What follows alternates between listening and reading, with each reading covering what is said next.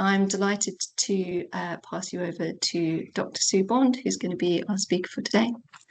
So Sue is the Principal Social Researcher for Food Standards Scotland, and she oversees 2 research programmes in Food Standards Scotland, including the Consumer Research Programme and the Allergen Social Research Programme. So Sue works closely with the team at the FSS and also with the teams at the FSA to deliver social research evidence. And Sue has previously worked at Edinburgh Napier University as a social researcher. So I'm very pleased to pass over to Sue, who's going to tell us about this exciting data set and collections and how we might make use of the amazing surveys that Food Standards Scotland have been doing. So I will pass over to you, Sue, and come back up for questions at the end. Thanks very much. Okay, so thank you for coming, everyone, and thank you for the invitation to present at this seminar. I'm going to get straight into our survey, which is the Food and U2 survey in Scotland. And what I'm going to cover, I'll tell you a little bit about Food Standards Scotland, as some of you may not know much about us, to give you a bit of context. Then I'll go through a little bit about the Food and U2 survey and its methodology and the current wave. And then I'll give you a taster of some of the findings from wave 11, which is our most current wave, from a report that was actually just published last week. So there's a lot of findings both in the data and in the report, and not everything in the data has got into the report, otherwise it would be huge. And I've just selected out a few today to give you a flavour of the survey.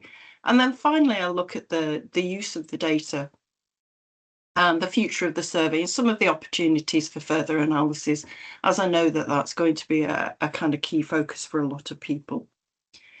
So about Food Standards Scotland, we were established in 2015 under the Food Scotland Act. It's a new public sector body for Scotland. That was on the back of the horse meat scandal and the review that recommended a set up of a separate body then. So we are a non-ministerial office of the Scottish Government, so we are actually independent of industry and ministers. And our head office is based in Aberdeen, but we have researchers and staff based all around Scotland. And just to note that Food Standards Scotland is a separate body from the Food Standards Agency, although of course prior to that 2015 it was a separate arm. But we do work very closely together across a range of issues, as you can imagine. And what do we do? It's a very wide portfolio of Food Standards Scotland. I started working here 5 years ago, and I still haven't completely got my head around everything that the organisation does. It's so vast and varied.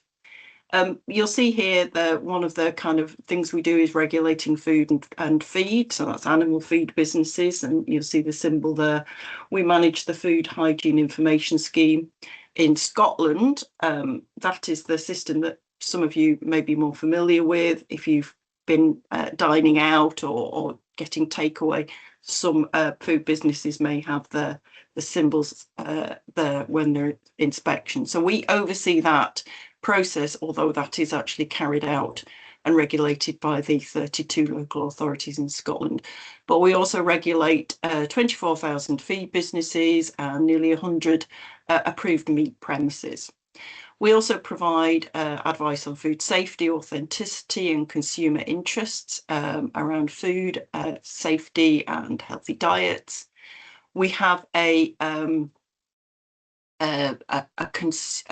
Scottish Food Crime and Incidents Unit, and that is dedicated to incidents and investigations and has an intelligence gathering arm which intervenes where necessary to protect consumers. We also develop policy in line with regulatory strategy, so with the common frameworks agreed across the UK and devolved governments and with EU international obligations. So as you can imagine, if you're keeping up on policy, the current government at Westminster has a policy of dynamic alignment, they call, so we're actually bringing us more in line with the EU. So that kind of thing affects us, and we're involved in that. And finally, we carry out research and produce evidence that influences policy development. And that includes a range of issues from quite science-based feed, nutrition, dietary health, to social research, and that's where I'm based. So on to the actual survey itself. So this is an official statistic survey that the Food Standards Agency has been gathering since 2020. It covers adults aged 16 and over, and it's a survey that measures people's self-reported knowledge, attitudes, and behaviour relating to food safety and other food-related behaviours. It's a randomly sampled survey using the postcode information to identify a random sample of participants who are then invited to take part in a web survey. They are sent several reminders to complete the survey. And if after several reminders they haven't done, they are sent a paper copy of the survey as well, so they have an opportunity to fill that in, and they are given a small incentive as well.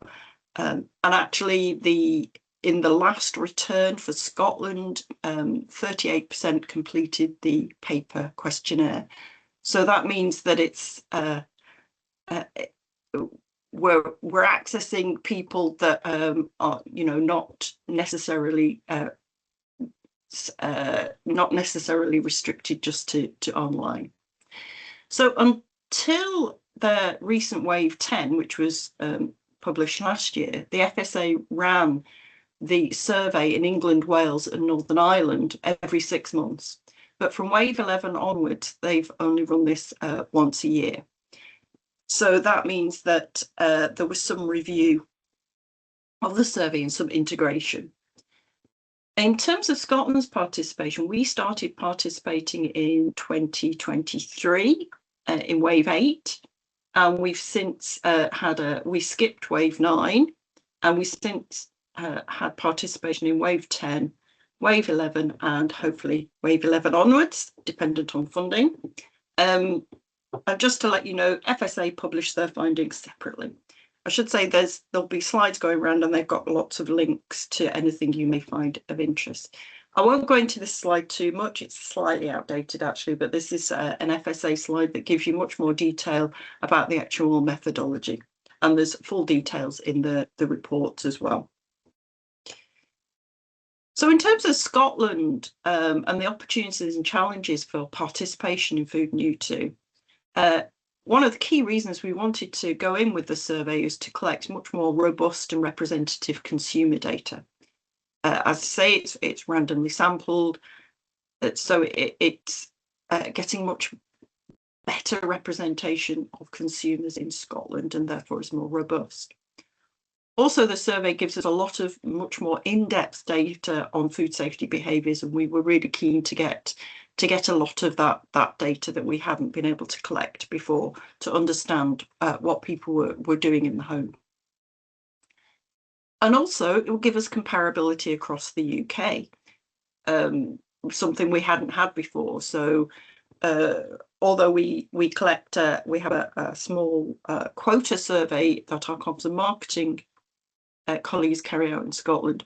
It's a different methodology to the surveys that are carried out in England, Wales, Northern Ireland, so they're not technically comparable, different questions. So this, for the first time, gives us comparable data. And in principle, that also gives us more robust data on smaller groups. So, for instance, previous to our participation, we'd always wanted to get a bit more detail on people in Scotland who have food allergies, intolerances and celiac disease, but it was always going to be too difficult to get a representative sample. So now, if we're combining our data across the UK, we can have a look at groups like that, smaller groups. However, it does come with some challenges. It's an established questionnaire, and it's was designed to meet FSA priorities and needs. So, of course, we have a lot of the same interests, but they're not absolutely identical in terms of, for instance, there will be small differences in priorities given Westminster and Holyrood differences, and also our different remits, although mostly I'd say there's a lot of alignment. And that means that we had very limited say in the question design.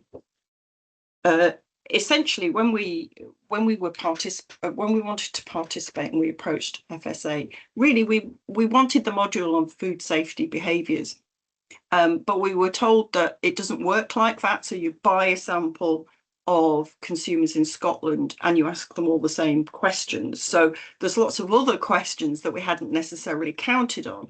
So it's a huge kind of, there's lots and lots of extra data, which is actually a real bonus, but also a challenge in terms of maximising its use and its impact in Scotland. But essentially, we are secondary users of the data. So we have the only things we have an input into is, for instance, changing things that say FSA to FSS, for instance, or the Food Hygiene Information Scheme. In England, Wales, Northern Ireland, it's a different scheme, so we can change that. But apart from that, we have to follow what is in the survey. So this is a bit technical. I won't spend too much time, particularly if people are interested in the data might want to know about the processes that we go through in terms of how the data is collected and analysed.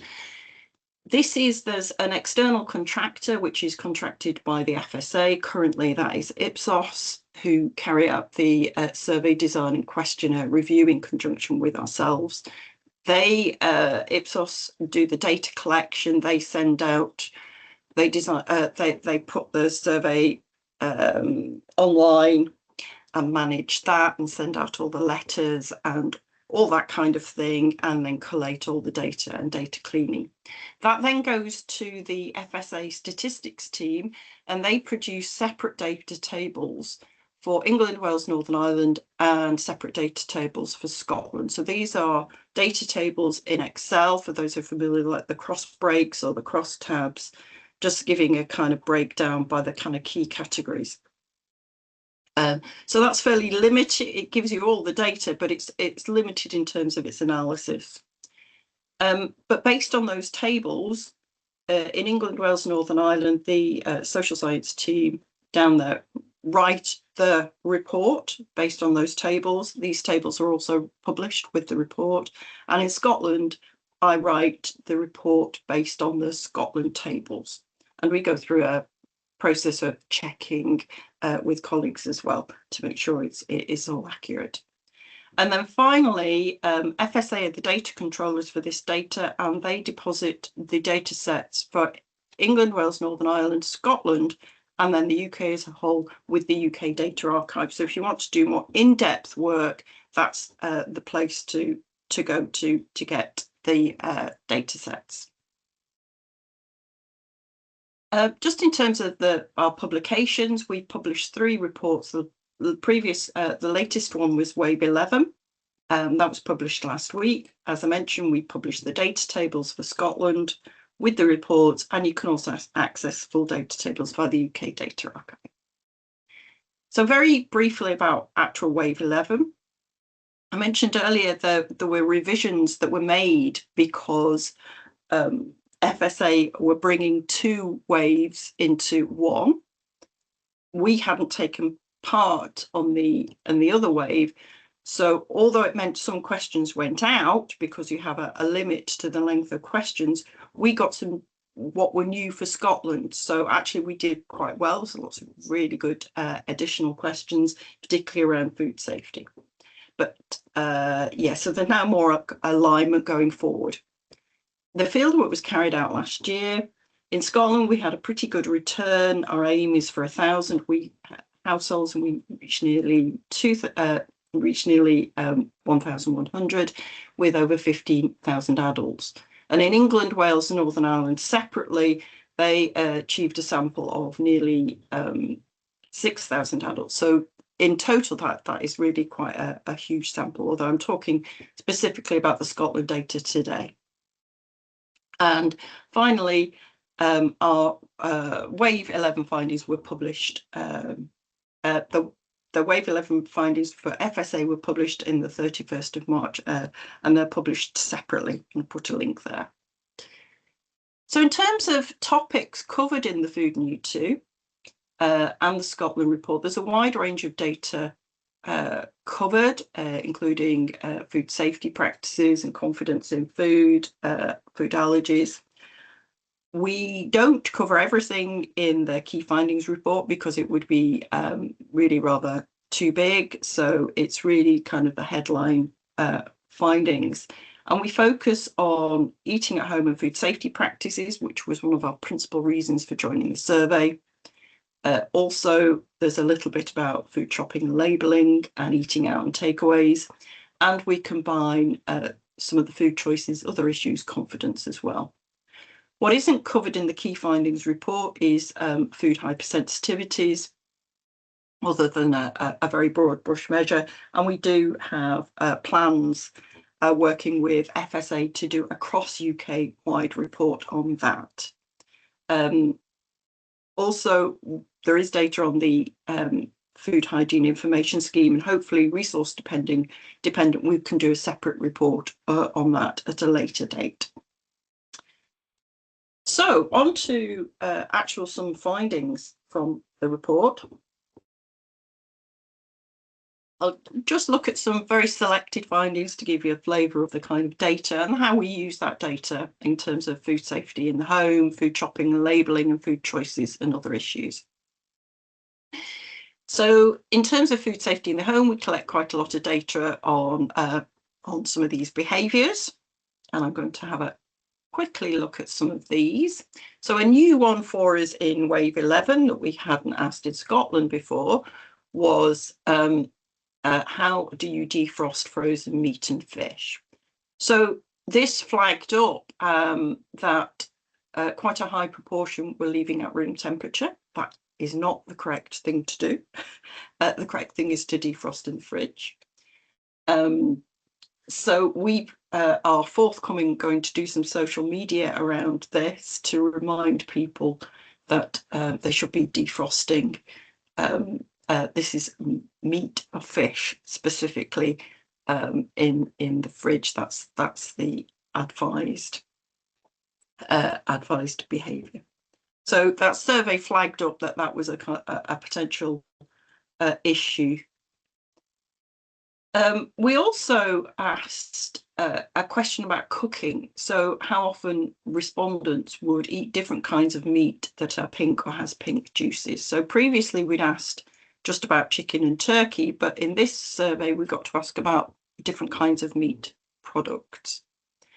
So you see at the bottom I've highlighted the three at the bottom: sausages, chicken or turkey, and whole cuts of pork or pork chops. So most people, 90% or more, saying they would never eat those meats with pink juices. Or there is a slightly worrying, a small but worrying cohort who are doing that.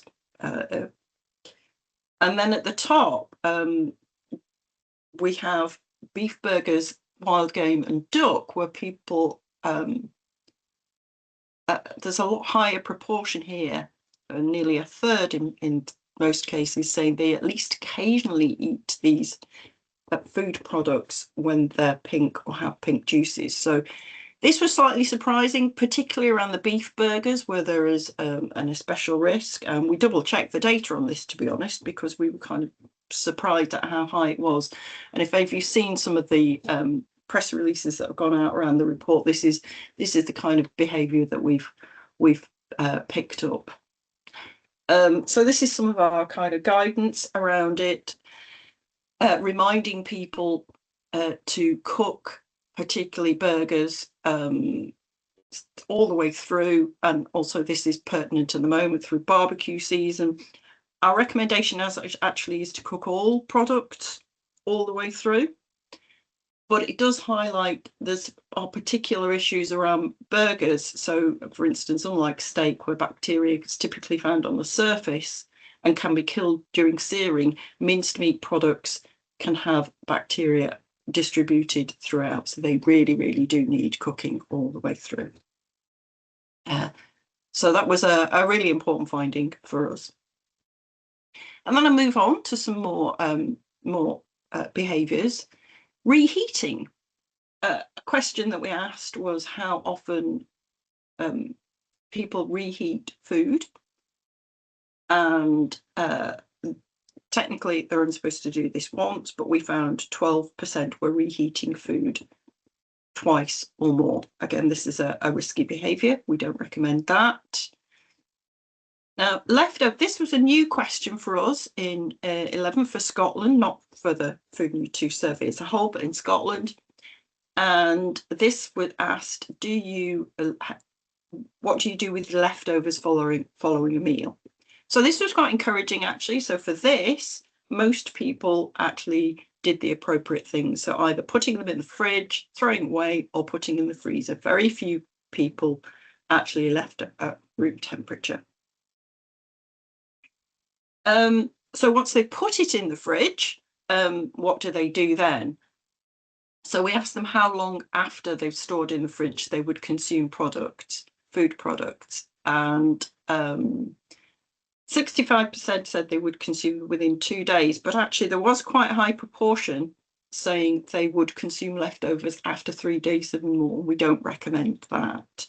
So although people are storing their leftovers correctly, some of them are eating them too long after the actual date. So this is going to be a forthcoming social media post. And another issue for us is cross-contamination. This is a new question around chopping boards. So in terms of people at home preparing foods, raw meat and fish and other foods, for instance. Again, actually quite good behaviours around this. Most are either washing the chopping board or using a different chopping board. I'll just put that information just for guidance. I won't go into that detail about the actual what you're supposed to do there, just for anybody's interest. So again, this was something we found relatively good behaviours. Very few were actually using the not carrying out good behaviours. And another one around cross-contamination that is always an issue that we try and get across to people is washing raw chicken. So 64% said they never wash raw chicken. However, 33% in Wave 11 did report that they occasionally washed, at least occasionally washed chicken. We recommend not to wash chicken because that can spread harmful bacteria around the kitchen through splashing. So we're often kind of that's always one that is worryingly high. We try and get across that is not an appropriate behaviour.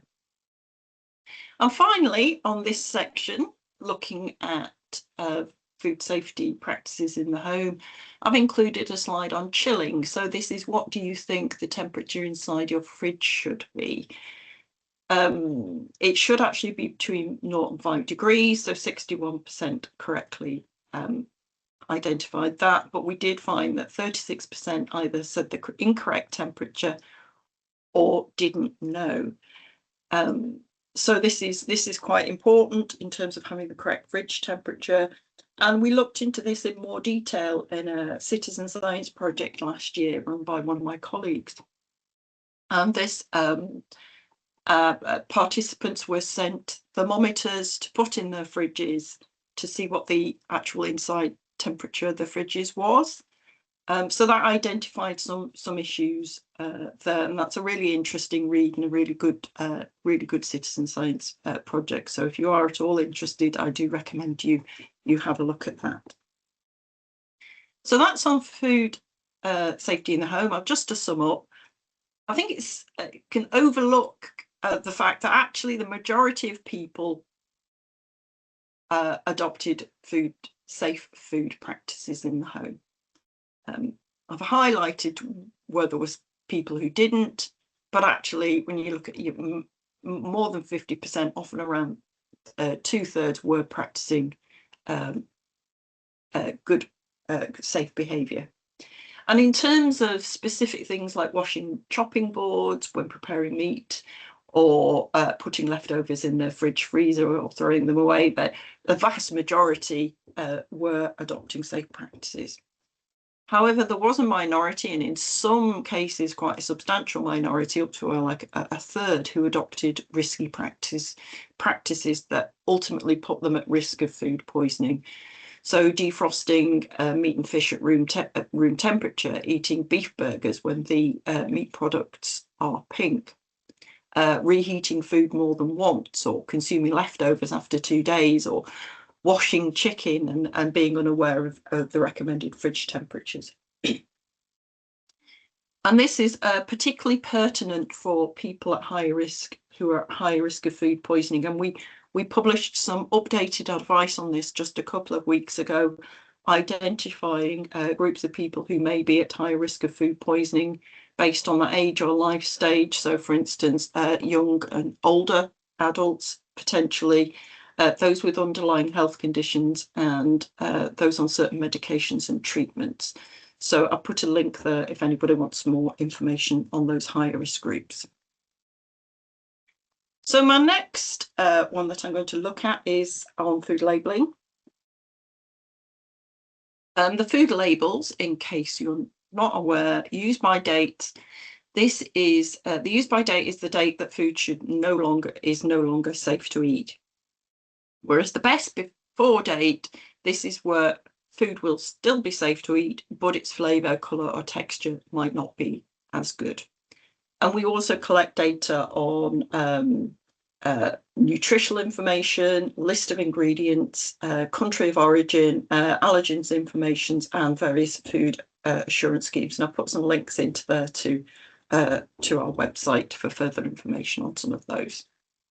So we ask, when shopping for food, how often, if at all, do you check the following information? So this one's new in Wave 11 for us.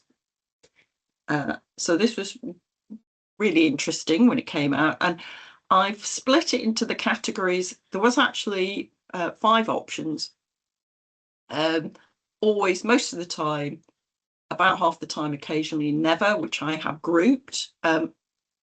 I'm not sure these always work for all of these in terms of really understanding the nuance of what's going on. So I'm going to review that for the next report, but they are as they are at the moment.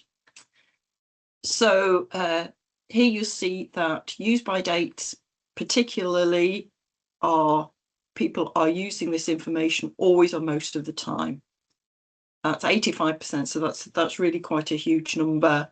And best before dates, again, 80%, quite a high number, are looking for this information. And in fact, it's around those who never look at that information is really very small.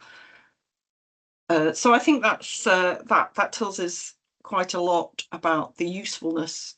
People are really value this food labelling, and do actually use it. So how does this compare to some of the other information?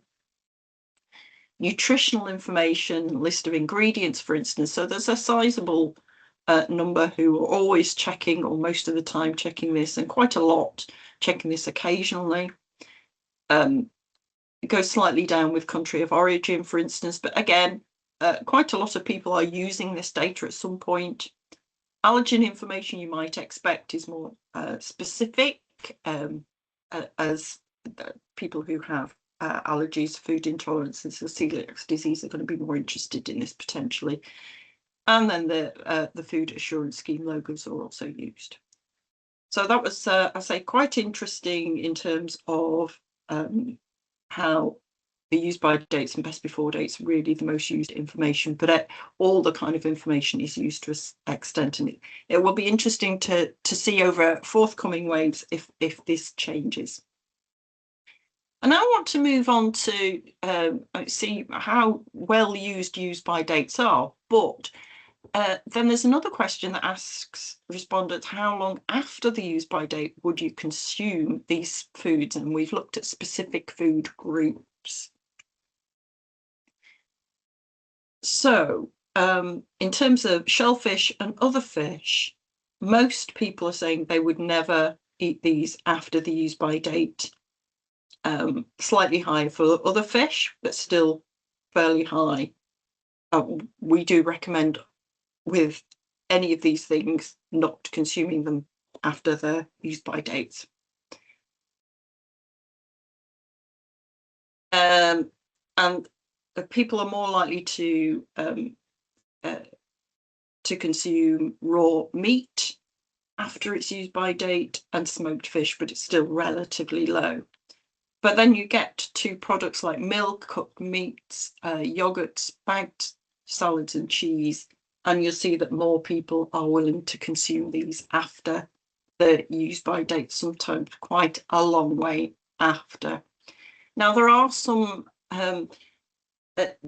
distinctions that the survey can't really get at. So, for instance, cheese, there's a difference between food safety issues around hard cheese and soft cheese. So hard cheese is generally safer, whereas soft cheeses actually can be quite risky, as with bagged salads. And to be honest, I didn't know until I started working here that the different processes for bagged salads, and sometimes you'll see a use by date on bagged salads and sometimes you'll see a best before date, and that's how they're processed. So if they have a use by date, they should be used within that time.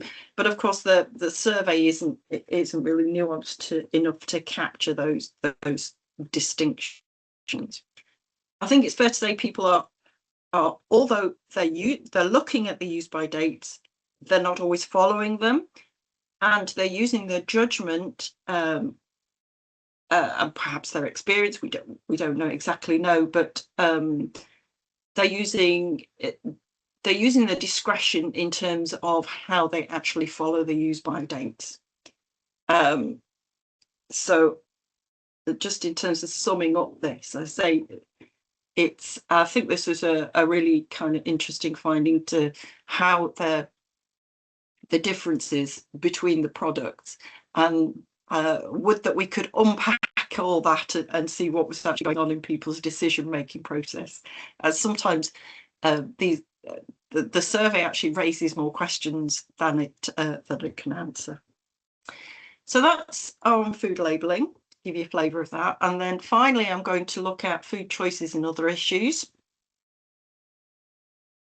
So this was a new one for us this year, asking what is most important to you when choosing which foods to buy, and you can select up to 3 answers. So out of this, top came price and value for money. I won't spend too much time on this. That was quite a lot higher than everything else. So again, it'd be interesting to see how this potentially changes over time. Perhaps not surprising in the current climate that is a key factor. There was a lot of different options here. But for instance, you'll see country of origin there. People are looking at it, but it's maybe not one of the, as we saw in the previous slides, but it's maybe not making it into the top priorities. And then confidence in food. This is a key one that we always want to keep an eye on. This shows that actually confidence in food is very high, particularly around the food that people buy, they think is safe to eat, with 93% responding that they believe food is safe to buy. Food is also high in terms of confidence that the information on food labels is accurate, although slightly lower, but 87%. And generally in the whole food supply chain, that is all the processes involved in bringing the food to people's tables, more than 3/4 were confident in that system. And in terms of the specific types of businesses, and type of FBO, that is food business operator, confidence is very high, particularly in farmers, but also in other food businesses as well. This one is another question, a bit more digging into the out-of-home environment. So that is places you would eat when you're not in the home, out-of-home, restaurants, takeaways, online. This should actually read online and food delivery services. So asked to rate their confidence in these particular types of establishments.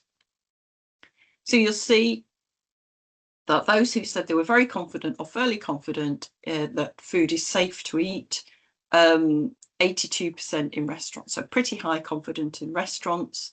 Takeaways is getting lower, so 58% were either very confident or confident in safe to eat.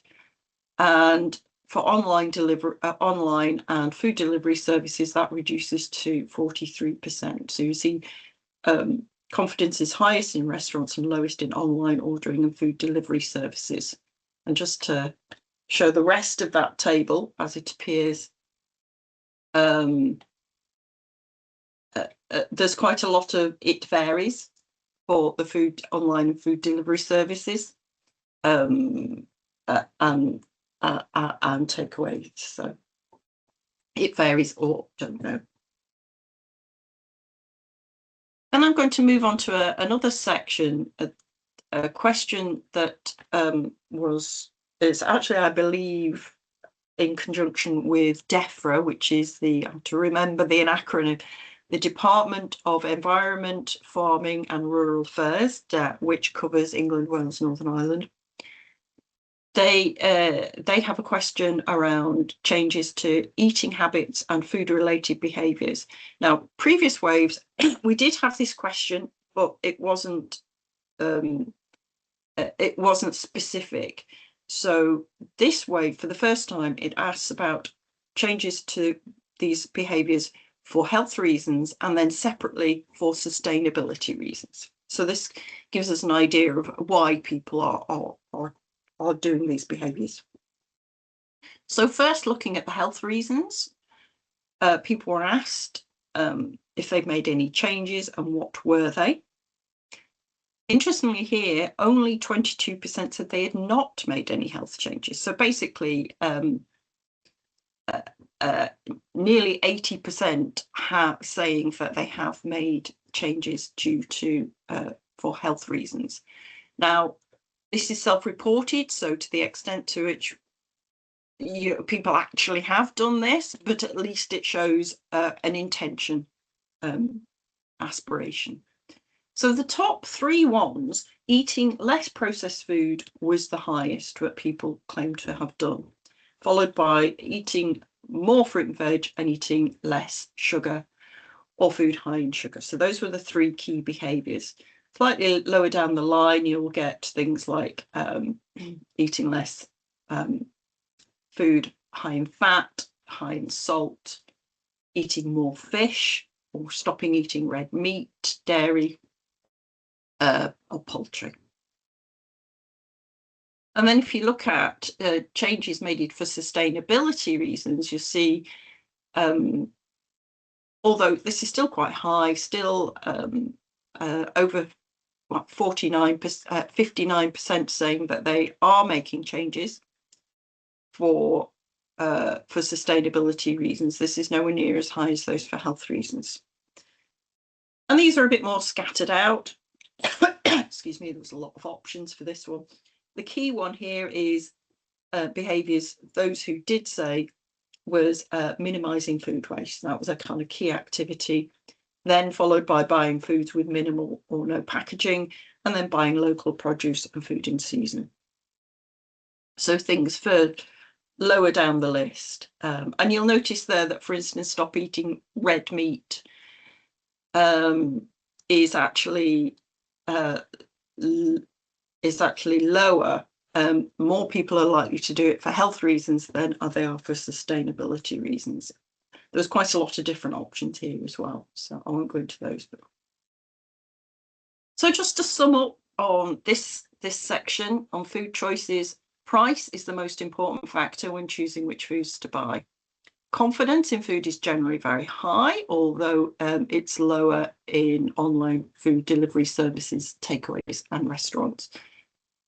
People who've made changes to their habits are more likely to do so for health reasons than sustainability reasons. And these are some of the kind of key reasons for each of those.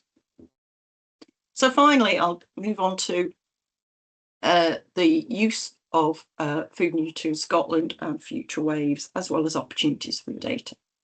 So I won't spend too long time. I think I'm running, taking up enough time now. So we use the report. We use the data to look at to feed into a joint annual report that we do with FSA. Social media messaging to improve safety for context such as the fridge recording over a time. We've used it to benchmark other surveys. It's used by Good Food Nation team, some of their metrics. And we also use it in evidence and monitoring around food safety behaviours. We have looked at in previous versions on the food information scheme, as well as views on gene editing, although that's not covered in Wave 11, as well as allergens. And we're always looking for new ways to make use of the data. In terms of future, Wave 12 is currently in progress. We hope to have the report for that slightly earlier than this year, because it's the first year we were doing the new survey, maybe about March next year for that. And for the next one, we're going to have 4 waves of the survey in Scotland. So we will be looking at trends where they have been available across the waves for the first time to see what changes have happened in that time. And then from Wave 13 onwards, the survey is actually going to be retendered by FSA later this year. And in principle, we are committed to supporting that, although that will depend on finance. And this is just for those who are interested potentially in using this as a secondary analysis. I won't spend any time with these, but these are some of the potential independent variables. We don't really carry out any analysis. It's really quite descriptive, and we've got an awful lot of data for our reports based on that already. But there's a lot more that you could use and really dig into, you know, who are doing the food safety practices, for instance. And these are some of the categories that are collated on the actual Excel spreadsheets. Obviously, if access to the raw data, you have more variables there. So finally, in terms of opportunities for Food and U2, a sort of summary here really. It collects a wide range of data on consumer behaviours and attitudes. It provides valuable consumer data for us at FSS, particularly around food safety behaviours, and that helps us focus our activities and information to consumers. We started collecting the data in 2023 and currently have 3 waves of data at the moment. And we are committed to continuing Scotland sampling future waves, funding cycles permitting. And finally, I think there's lots of opportunities for more in-depth analysis of the data. And it also has potential to track behaviours and attitudes over time, particularly as the number of waves progresses. And you can get the data available via, it's either linked in via the key findings reports that we publish on our website or via the UK Data Archive.